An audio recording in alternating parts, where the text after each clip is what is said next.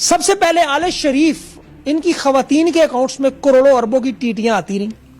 جب عدالت پوچھتی تھی تو یہ کہتے تھے یہ پتہ نہیں جی پیسے کہاں سے آ رہے ہیں. اب یہ حکومت سنبھال چکے ہیں, زبردستی کی ملک چلا رہے ہیں, تو کہتے ہیں کہ سمجھ نہیں آئی پیسے کہاں سے لائیں. ان کی مشکل کا حل ابھی نکلا ہے. ہمیشہ کی طرح جو سہولت کاری ان کے لیے کرتے رہے, جو انہیں لائے وہی ان کے لیے حل نکالنے کی کوشش کر رہے ہیں. اب چین اور سعودیہ کے درمیان 34 MOUs بھی سائن ہوئے ہیں.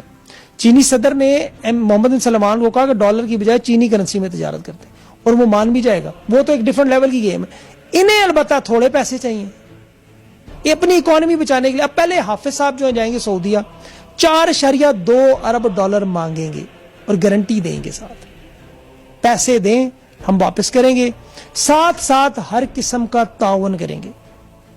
وہ کیا تعاون ہے؟ روٹی کھانے کو پیسے نہیں ہیں, وزارت خارجہ کے زیر تمام اس وقت تنخواہیں دینے کے لیے سفارت خانوں میں پیسے نہیں ہیں, اور یہ پاپی پیٹ آپ کو پتا ہے کیا کیا نہیں کرواتا. بھوک سے بڑی کوئی مجبوری نہیں, اور پھر ششکے جو پورے کرنے ان کے لیے تو ڈالر چاہیے, روپوں میں تو گزارا ہوتا نہیں. اس لیے اگر سعودی عرب کو ایٹمی ہتھیار چاہیے, میزائل ٹیکنالوجی چاہیے, تو وہ دے گا پاکستان کی یہ ہمارے جوان, کیونکہ معاشی دلدل سے نکلنا ہے. ابھی دیکھیں افغانستان کو امداد کے نام پر $350 ملین دیے گئے, باقی اربوں ڈالر انہوں نے اپنے اکاؤنٹ میں ٹرانسفر. بالکل اسی طرح جس طرح جنرل باجوہ صاحب کا بھی احمد نورانی نے یورپ میں انویسٹمنٹ کر کے بتا دیا کہ وہاں انویسٹمنٹ کر رہے ہیں. بڑا افسوس ہوتا ہے جب لوگ اسٹیبلشمنٹ کو برا کہتے ہیں, بڑا افسوس. یہ دفاع کے ضامن ہے. غلطی تو ہم لوگوں کی, جو دفاع کو ملکی سلامتی کا دفاع سمجھ, ہم سمجھتے ہیں یہ ہمارا دفاع کر رہے ہیں. حقیقت میں دفاع سے مراد کرپشن کا, لوٹ مار کا, اسٹیٹس کو کا, اپنے پیٹی بھائیوں کا, ان کا دفاع. ملکی سلامتی کا کون سی ملکی سلامتی؟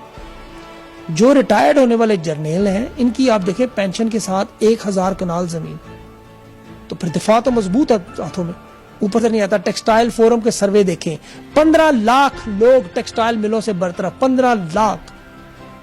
سروے دیکھیں ذرا اٹھا کے, 4 مہینوں کے 65,000 ملازمین ذرا اس سے فارغ ہو, ڈیری سے کاروبار بند ہو چکے. 8 مہینے میں جہاں پہلے ٹیکسٹائل میں لیبر ملنا مشکل تھی, آج لاکھوں بے روزگار بیٹھے ہوئے. دیوالیہ ہونے والے ملک میں انہوں نے 10 نئے وزیر لگا دیے. معاشی قتل عام باقاعدہ طور پر, جسے کہتے ہیں نا معاشی قتل عام, وہ ہو رہا ہے. اتنے حالات خراب ہیں, اتنے برے حالات باخدا کورونا میں نہیں, مسلسل معاشی تباہی. اور دوسری طرف اثر و رسوخ عمران خان کا ختم کرنے کے لیے کہ اسے سیاست سے باہر نکالے. ابھی تو عمران خان نے تڑپا کر, دوڑا کر, تھکا کر چیخے نکال کے مارا نا. انہیں سمجھ نہیں آ رہی سیاست یہ کر کیا رہا, کیوں نہیں توڑتا اسمبلیوں کے.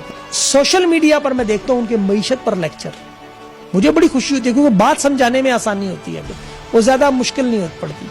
بندہ صرف حلال کھانے والا ہو تو اسے سمجھ آتی ہے. اس وقت خوش صرف وہ لوگ ہیں جن کے گھروں میں کسی اور ذریعے سے پیمنٹ آتی ہے, جو وہ پبلک میں بتا نہیں سکتے, یا حکمران خوش ہو. یہ ریاست بچانے کے لیے شہباز شریف کہتے ہیں ہم نے اپنی سیاست قربان کر دی. یہی بات تو ہم دن رات سمجھاتے ہیں, لیکن ان کی سیاست قربان ہو چکی ہے. یہ لوگوں کو سمجھ نہیں آ رہی, ان کی سیاست قربان ہو چکی ہے. اس کی وجہ کیا ہے؟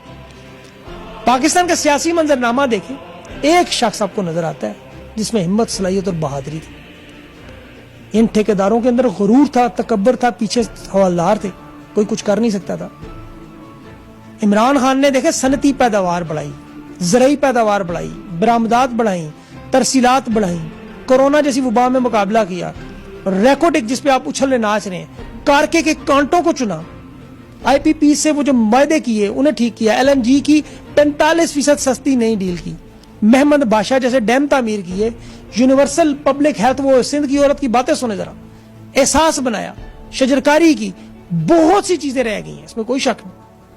لیکن بڑا کام کیا عمران خان.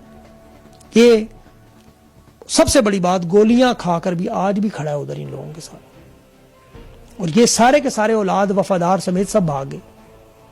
ان کا جو بت کا ٹوٹا ہے, تکبر کا, غرور کا, اسے دیکھ کر ہمیں خوشی ہوتی ہے, لیکن انہیں عمران خان کو دیکھ کے دلوں پہ ان کی کیا گزرتی ہے. یہ سیاسی لڑائی نہیں ہے. اب یہ بات آپ بھول جائیں کہ سیاسی لڑائی تھی. یہ جب نواز شریف بات کرتا ہے, زرداری بات کرتا ہے, بلاول ان کے انگارے, ان کے منہ سے آگ نکلتی ہے. مولانا کی باتیں سنیں. اسی لیے اب ارشد شریف کے بعد اب مراد سعید کے پیچھے پڑے ہوئے, کیونکہ وہ سب سے اہم گواہ ہے ارشد کے قتل کا.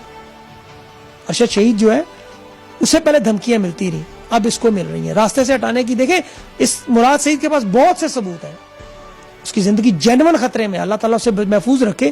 کوئی سنجیدہ لے نہیں رہا, بالکل اس طرح جس طرح ارشد کے معاملے میں نے نہیں لیا, انتظار کر رہے ہیں, اللہ نہ کرے. یہ جو پریزیڈنٹ علوی کو خط لکھا ہے جس میں اس نے تو کہا ہے کن فیکون, بڑا خوبصورت خط, مجھے بڑا اچھا لگا. میں موت سے نہیں ڈرتا, حق بات کہوں گا یہاں تک کہ میری سانس نکل جائے. اور ہم تو کہتے ہیں ریاست ہو ماں جیسی, لیکن جب یہ ماں ڈائن بن جائے تو اس سے دور ہی رہنا اچھا ہے. جتنا دور بھاگے بھاگ سکتے ہیں.